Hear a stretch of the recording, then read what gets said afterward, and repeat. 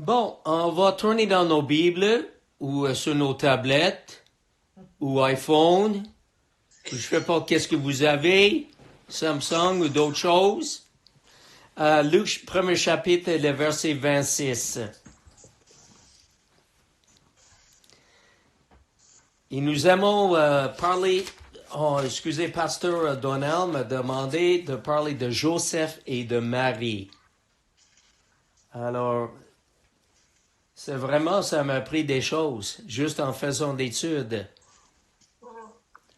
Et que c'est bon, en effet, de voir des personnes que Dieu a pu toucher. C'est ça pour agir d'une façon surnaturelle afin que le monde soit béni. Et c'est vraiment, en effet, par le Joseph et Marie que nous allons voir ce soir. Alors, considérons en premier Marie. D'accord? Luc, premier chapitre, verset 26. Au 6e mois, de la grossesse de Élisabeth, qui était la cousine de Marie, l'ange Gabriel fut envoyé par Dieu dans une ville de Galilée appelée Nazareth, auprès d'une vierge fiancée à un homme de la maison de David, nommé Joseph. Le nom de la vierge était Marie. L'ange entra chez elle et dit, « Je te salue, toi à qui une grâce a été faite, le Seigneur est avec toi. » Troublée par cette parole, Marie se demandait ce que pouvait signifier une telle salutation. L'ange lui dit, « Ne crains point, Marie, car tu as trouvé grâce devant Dieu. Et voici, tu deviendras enceinte, et tu enfanteras un fils, et tu lui donneras le nom de Jésus. Il sera grand, il sera appelé Fils du Très-Haut, et le Seigneur Dieu lui donnera le trône de David, son père. Il régnera sur la maison de Jacob éternellement, et son règne n'aura point de fin. » Marie dit à l'ange, « Comment cela se fera-t-il puisque je ne connais point d'homme? » L'ange lui répondit, « Le Saint-Esprit viendra sur toi, et la puissance du Très-Haut te couvrira de son ombre. C'est pourquoi le Saint-Enfant qui naîtra de toi sera appelé Fils de Dieu. Voici Élisabeth, ta parente, a conçu, elle aussi, un fils dans sa vieillesse, et celle qui était appelée stérile était dans son 6e mois, car rien n'est impossible à Dieu. Marie dit, « Je suis la servante du Seigneur, qu'il me soit fait selon ta parole. » Et l'ange le quitta. On va prier. Seigneur, te remercions en effet pour ce passage. Merci que ta parole est parfaitement inspirée. Merci Saint-Esprit que tu veux appliquer ces choses à nos vies. Seigneur, on demande l'interprétation, on demande aussi l'application de ta parole, Réma, dans nos vies personnelles. Merci pour tout ce que tu vas faire avec nous ce soir, parce que nous cherchons en effet à être transformés de gloire en gloire au nom de Jésus. Amen. Donc, dans le verset 26, comme j'ai expliqué, c'était au 6e mois de la grossesse d'Élisabeth que l'ange Gabriel est allé voir Marie. Dans le verset 27, on voit qu'elle était une vierge fiancée à un homme de la maison de David nommé Joseph. Donc, elle était une vierge et n'était pas simplement une jeune fille ou une jeune femme, mais elle était vraiment une vierge. D'accord? Et elle était fiancée. Le fiançailles, c'était comme un contrat avant le mariage. Donc, et normalement, ça durait environ 1 an, que les deux se sont entendus pour vouloir se marier. Donc, ils étaient pendant leur période de fiançailles, et ensuite, ils allaient se marier plus tard. Donc, c'était un engagement, c'est ça, et comme un contrat. D'accord? Et c'était donc, si vous voulez, légal devant, en effet, dans la communauté. Quelque chose comme je dis, un contrat. OK? Joseph était un homme de la maison de David. C'est bon? Dans la généalogie royale de David. Verset 28.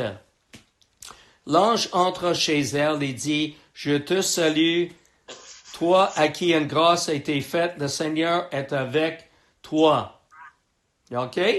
Wow, c'est tout un énoncé, n'est-ce pas? Mais nous voyons dans le verset 29, elle était troublée par cette parole. OK? Parce qu'elle essaie de comprendre qu'est-ce que ça signifie, qui vient me dire, toi à qui une grâce a été faite, le Seigneur est avec toi. Wow. Il y a aussi le fait qu'il y a un gars qui est apparu. C'est ça. Et ensuite, oui. Ensuite, il continue à dire, ne crains point, Marie, car tu as trouvé grâce devant Dieu. OK? Wow. Alors, c'est tout un énoncé en disant, hey, Marie, tu deviendras enceinte avant ton mariage avec Joseph. Hey boy!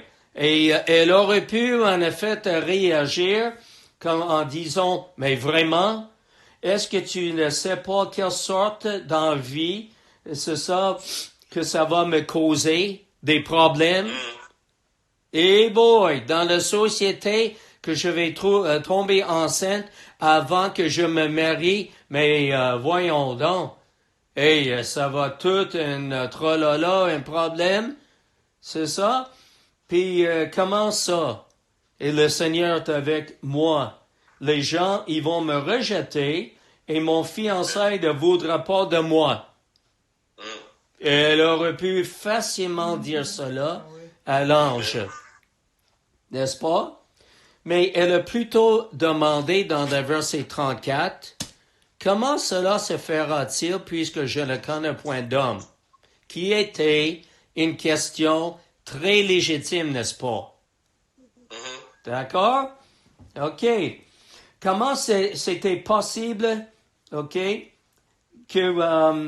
qui était une question très raisonnable? Comment est-ce que on ne connaissait pas à ce moment-là la conception virginale d'une femme? D'accord?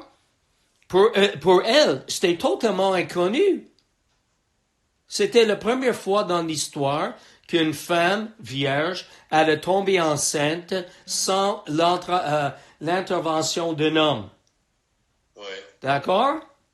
C'est assez nouveau pour tout le monde, je pense. Oui. Moi, je sais. Oui. Exactement. Mais remarquons qu'elle était un homme, justement, plein d'intégrité. Parce qu'elle n'a pas dit, non, je ne veux rien, absolument rien savoir de cela. Oui. Elle n'a pas bloqué la porte, puis l'ange, la porte est là, c'est ça, allez-vous-en. Elle aurait pu facilement, en effet, en essayant de voir d'avance, mais c'était quoi les conséquences? Qu'est-ce qui pourrait m'arriver à cause de cela? C'est ça. Mais on voit par cela sa réponse et tout, là, justement, parce que le verset 38, « Je suis le servant du Seigneur, qui me soit fait selon ta parole. » Wow, c'est quelque chose, là. D'accord? On voit sa soumission au message de l'ange. On voit sa soumission à la volonté de Dieu. Au lieu de résister, au lieu de refuser de l'écouter l'ange et de refuser de collaborer avec Dieu.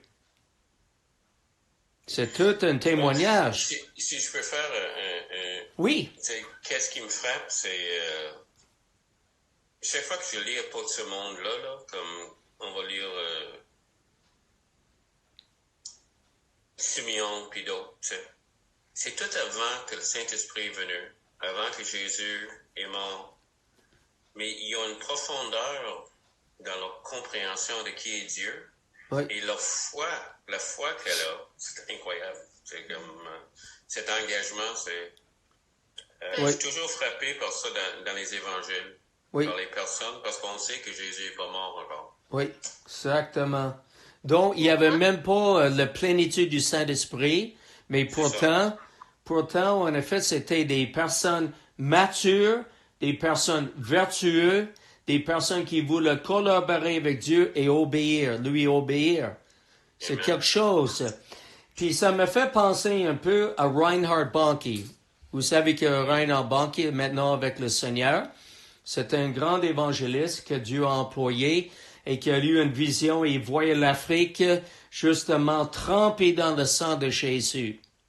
D'accord? Alors, plusieurs personnes par les croisades, des millions même, des centaines de mille, des millions de personnes qui se sont converties au Seigneur et que Dieu a employé puissamment par son ministère.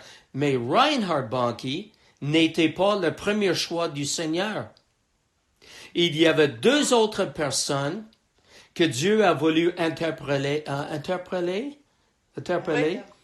Oui, c'est ça, de convaincre de faire le ministère, mais ils ont refusé. Ah ben. Alors, lui était le troisième choix et que lui a dit oui au Seigneur. Et que Dieu l'a employé puissamment.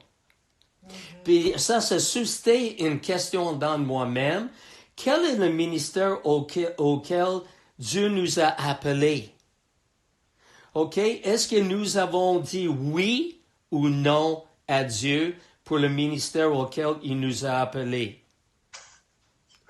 Peut-être on a bloqué, en effet, c'est ça, le coulement du Saint-Esprit, c'est ça, à cause que justement on a dit non, ça se peut pas, non, je veux pas, puis voilà. Mais Marie n'a pas fait cela. OK? Parce que pour nous, on peut se dire, ça va nous coûter trop cher. Et je ne parle pas nécessairement de l'argent. Ça va nous coûter trop cher, justement. Hey, comment ça se peut, cela se peut-il que Dieu peut m'employer de faire ça, cette façon-là? Je ne suis pas apte à faire cela. OK? C'est comme Moïse, hein? Je suis pas quelqu'un qui a la bouche, les paroles faciles. Oui. Puis voilà, puis c'est ça, mais ça peut nous coûter très cher, plus cher. Les apôtres auraient pu refuser. Oui. Et Jésus a dit, laisse ta barque et suis-moi, still a business. Yep. C'est ça, exactement. C'est ça. Donc, la parole, justement, comme on lit dans le verset 38, qu'il me soit fait selon ta parole. Alors, ensuite, il est parti à l'ange. Et ensuite, nous voyons dans le verset 39 que Marie est allée voir Élisabeth. Encore, pendant qu'elle était fiancée avec Joseph, elle est allée voir Élisabeth. Verset 39. Dans ce temps-là, Marie se leva et s'en alla en hâte vers les montagnes dans une ville de Juda. Elle entre dans la maison de Zacharie et salua Élisabeth. Dès que Élisabeth entendit la salutation de Marie, son enfant tressaillit dans son sein et elle fut remplie du Saint-Esprit. Elle s'écria d'une voix forte, « Tu, Marie, tu es bénie entre les femmes et le fruit de ton sein est béni. Comment m'est-il accordé que la mère de mon Seigneur vienne auprès de moi? Car voici, aussitôt que la voix de ta salutation a frappé mon oreille, l'enfant a tressailli d'allégresse dans mon sein. Heureuse celle qui a cru, parce que les choses qui lui ont été dites de la part du Seigneur auront leur accomplissement. Puis gloire au Seigneur pour les femmes qui sont bien habiles pour prophétiser. Alléluia. Et encore, c'est comme Donald essayait de signaler tout à l'heure, c'est même avant le baptême du Saint-Esprit et la plénitude du Saint-Esprit. Mais le Saint-Esprit qui venait quand même sur les personnes moi j'appelle ça l'Ancien Testament, avant justement que l'Église a commencé, après la résurrection du Seigneur Jésus.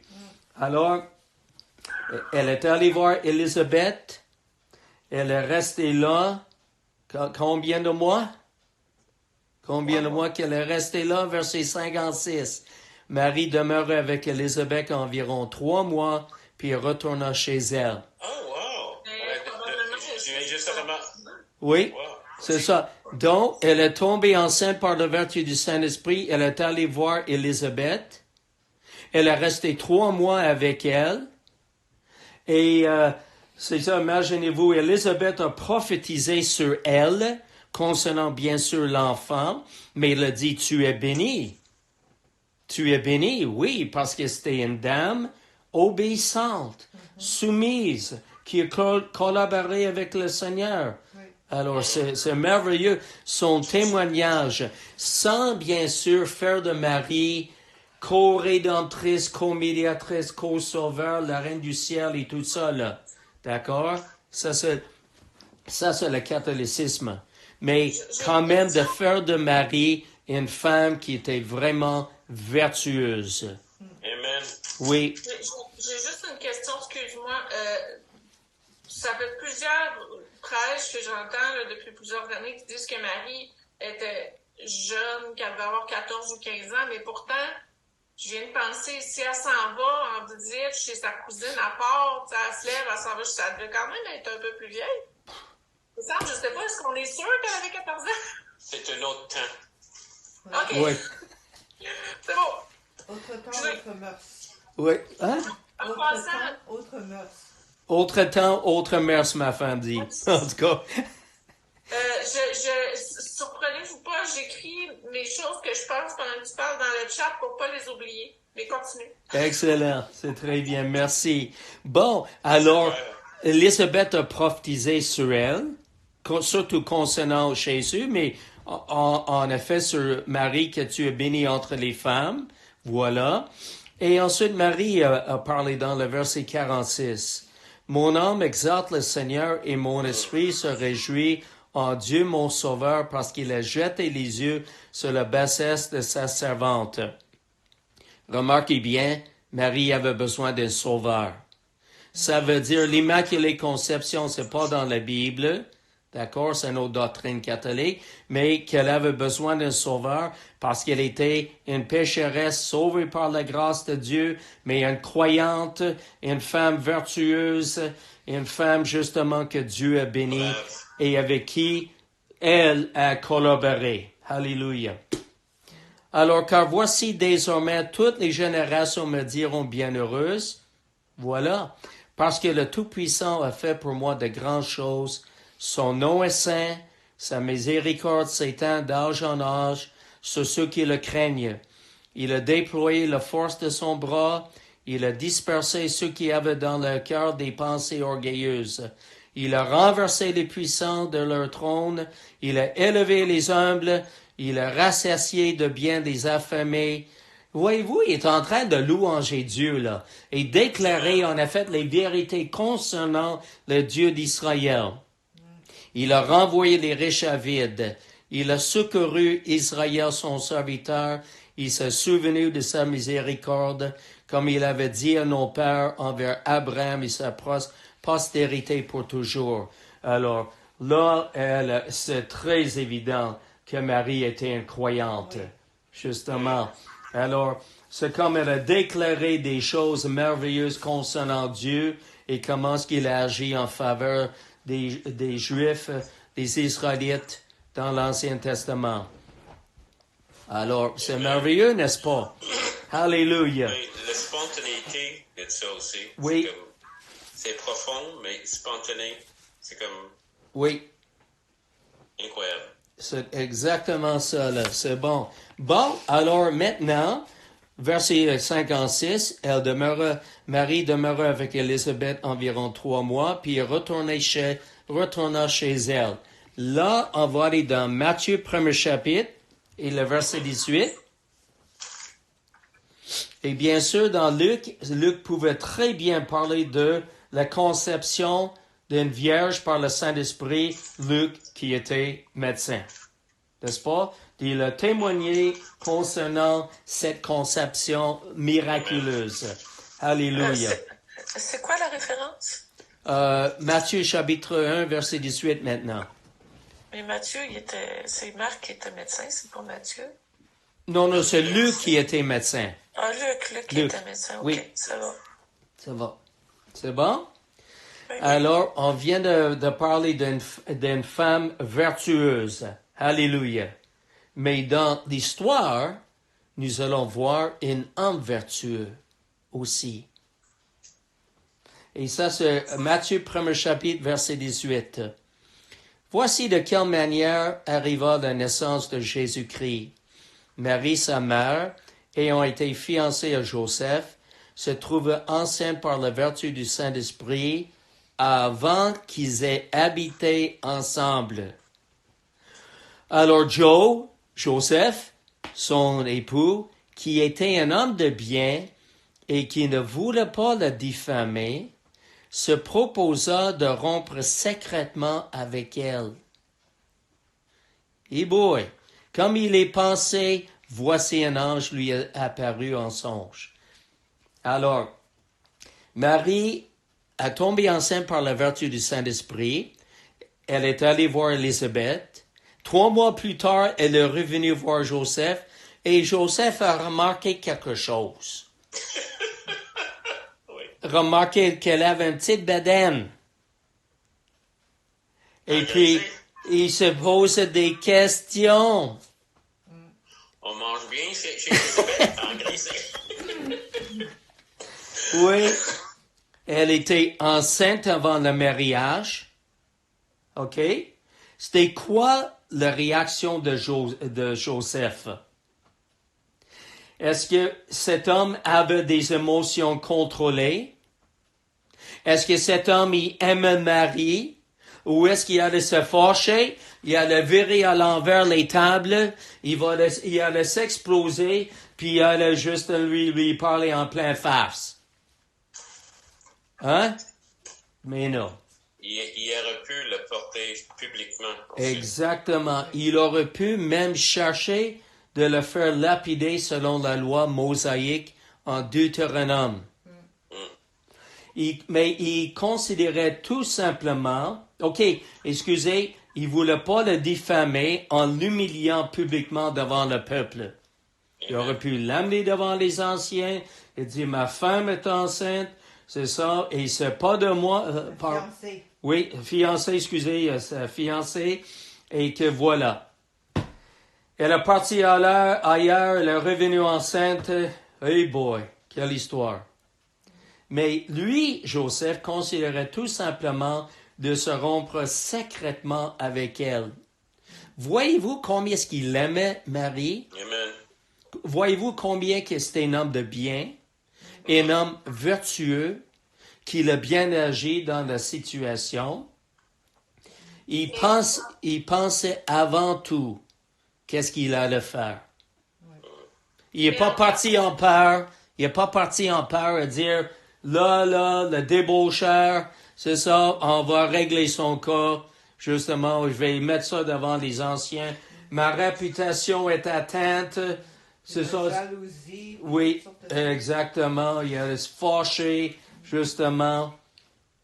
Voilà, mais il l'a pas fait. Est-ce que, José, tu avais quelque chose? Non, c'est pas vrai que je te coupais, mais je me demandais, on secrètement avec elle, ça me semble que les gens vont voir qu'elle est enceinte après une couple de mois. C'est quoi?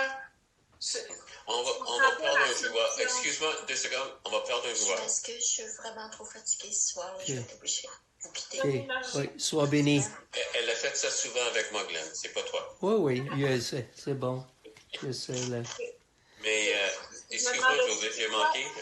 C'est quoi comme ça? En quoi c'est une bonne solution de rompre secrètement avec elle? C'est déjà bien de ne pas l'amener devant le public, là, mais si tu romps avec elle, à un moment donné, les gens vont savoir qu'elle a eu un bébé. Puis tout. Oui. Tu comprends pas la solution? Mais de ne pas l'exposer, en effet, publiquement devant les anciens, devant le peuple, justement, et que parce qu'elle était partie ailleurs, elle est revenue enceinte, puis essayer, en effet, de vraiment le caler, c'est ça, ou de l'accuser, puis ensuite jeter les roches, des pierres, puis ainsi de suite. Elle voulait simplement calmement dire, ben, c'est ça, non, ça marche pas, la question, en effet, le fiançailles, et puis voilà. Elle a arrêté ça là. Oui? Puis c'est aussi une pratique qu'on avait comme dans les anciens temps, là, il y a tout un coup, il y a une fille qui partait visiter quelqu'un ou quelque chose. Puis le bébé, des fois, il le donnait à d'autres. Il y avait des manières de le cacher. Yeah. Parce qu'on le faisait ici au Québec, puis dans l'Amérique du Nord, puis l'Europe. C'est très bien ça. Non, les mères faisaient ça. Donc, Oui. je pense que cette question-là, peut-être tous les détails, ça se peut même que Joseph n'a pas pensé à tous les détails. Yep. Mais il ne voulait pas lui faire mal. C'est sûr, Exactement, parce qu'il l'aimait, parce qu'il était un homme de bien, un homme mature, un homme vertueux, là. S'il avait été un homme immature et égoïste, il aurait pu se fâcher, il aurait tout faire pour le faire punir, une sorte de vengeance pour l'avoir trahi. Parce que c'était vraiment comme une alliance, un contrat avant un mariage, un accord que les deux allaient se marier, puis se garder purs avant le mariage. C'est ça. Donc, que la Bible témoigne qu'il est bien.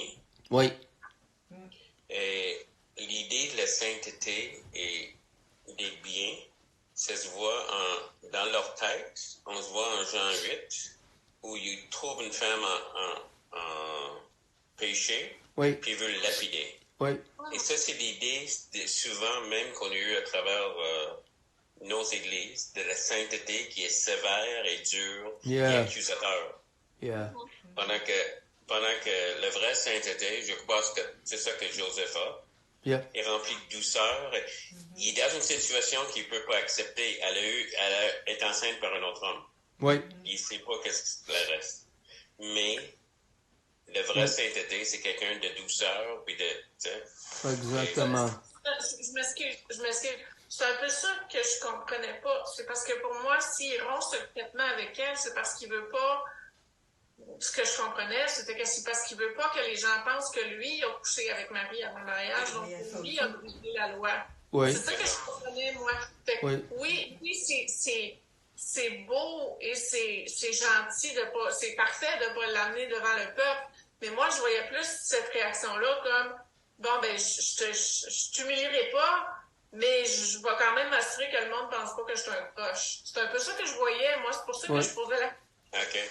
Oui, c'est ça. Moi, c'est drôle, mais t'as raison. Peut-être c'était, mais c'est pas comme ça que je le voyais non plus. Et c'est un peu une conclusion qu'on n'a pas exactement clairement. Oui. Oui. Mais je pense à quelque part, si je peux me dire net aussi, là, c'est que, tu sais, Joseph, il connaissait Marie. Il avait un engagement avec elle. Il connaissait Marie. Puis, quand Marie est revenue de sa visite à Élisabeth, oui, c'est facile de penser qu'elle a eu des relations avec un autre homme, elle est enceinte, mais elle a dû expliquer à Joseph, elle a dû lui partager que il y a un ange qui t'apparaît, là. C'est vrai. Elle en a sûrement parlé à Joseph, tu sais, puis de la parole qu'elle avait reçue. Puis Joseph, je pense, comme Marie, je présuppose, c'était des gens qui connaissaient les Écritures, c'était des gens qui aimaient Dieu, puis qui grandissaient en connaissant les Écritures, en étudiant les Écritures. Mais je veux dire, c'est quelque chose de tellement invraisemblable. Tu sais, je veux dire, Joseph, comment... C'est pas facile de croire à ça, là, tu sais. Fait que...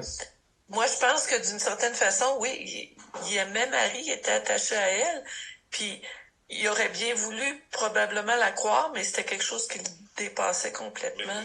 Puis qu'effectivement, là, tu sais, qu'il n'a pas voulu la diffamer, ça démontre de son amour pour elle, puis du fait que c'était un homme de cœur doux, avec un tempérament doux. C'est ça.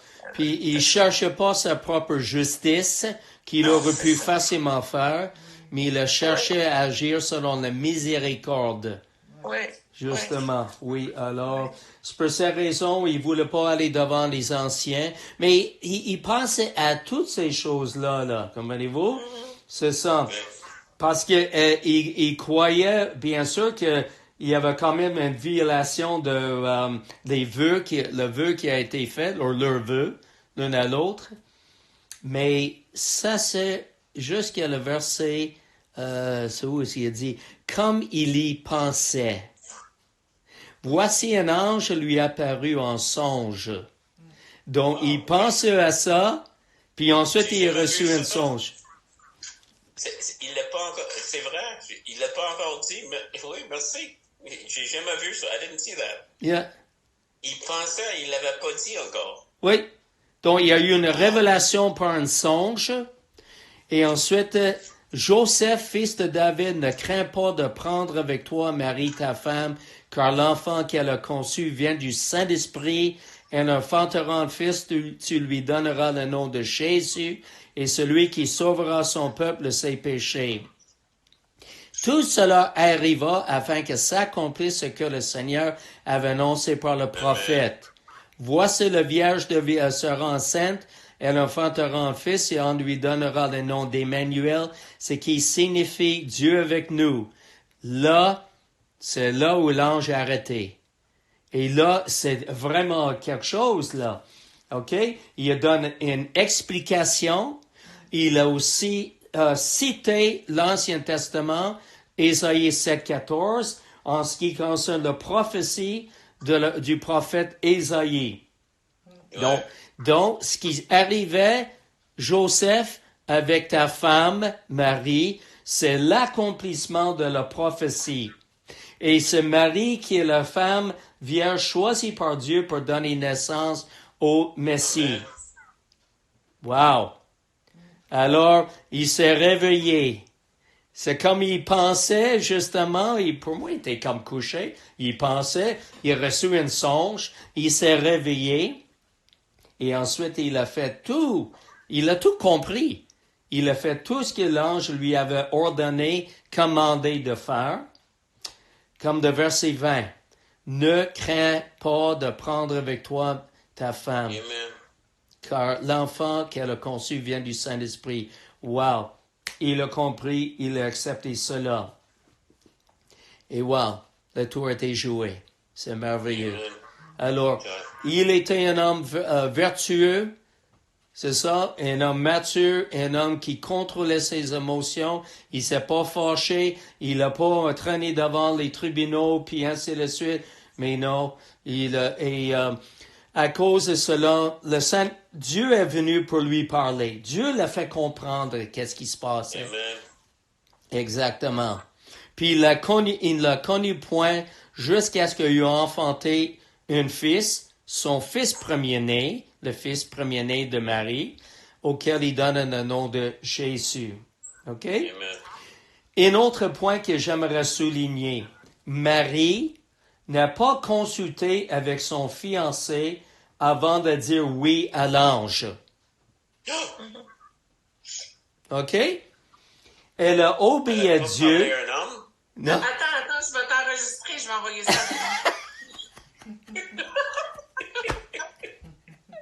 Voilà, c'est la libération de la femme. Voilà. Oui. Elle a obéi à Dieu qui a la priorité même sur une fiancée, sur une mari. Amen. C'est toujours Dieu qui est en premier, même dans justement la vie d'une femme fiancée ou mariée. D'accord? Amen. Voilà. La question que... excusez, les deux personnes étaient des personnes vertueuses qui agissaient correctement, chacune selon leurs circonstances différentes. Amen. Amen. Et une des choses que je me suis posée comme question, sommes-nous vertueux pour agir selon le Saint-Esprit, ou plutôt agissons-nous, ou est-ce que nous allons agir selon la chair pour ruiner les plans de Dieu dans nos vies? Exactement. Une Wow. bonne question. Et une très bonne question.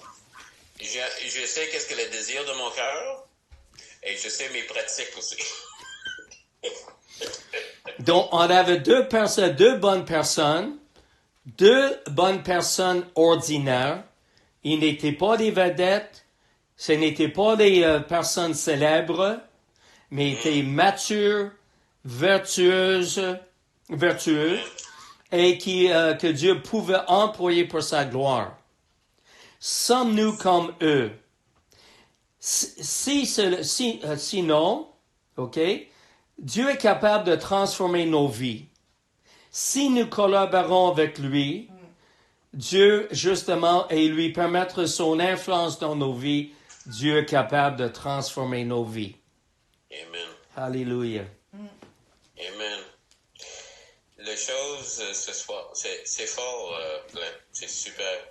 Mais les choses aussi, qu'est-ce que j'ai jamais pensé à ça que Joseph, en acceptant Marie, probablement sa réputation, Oui, le monde aura pensé, il a couché avec elle. oui.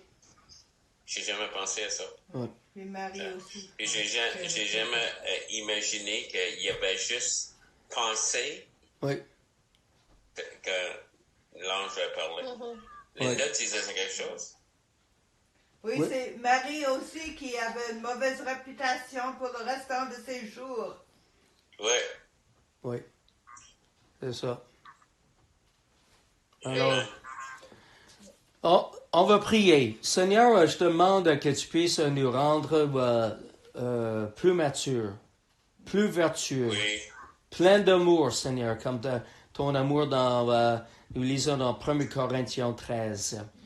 Aide-nous, Seigneur, à avoir la maîtrise sur nos émotions. Seigneur, des fois, on ne comprend pas tout, mais aide-nous à agir quand ton Saint-Esprit nous aide à comprendre, nous pousse à agir et ne pas agir selon la chair. Merci pour le témoignage de Marie et de Joseph. Et à cause de cela, nous voyons, Seigneur, la naissance de ton Fils qui est venu dans ce monde. Gloire à ton nom, Seigneur Jésus. Et ça veut dire aussi que tu peux employer des personnes, entre guillemets, ordinaires, célèbres.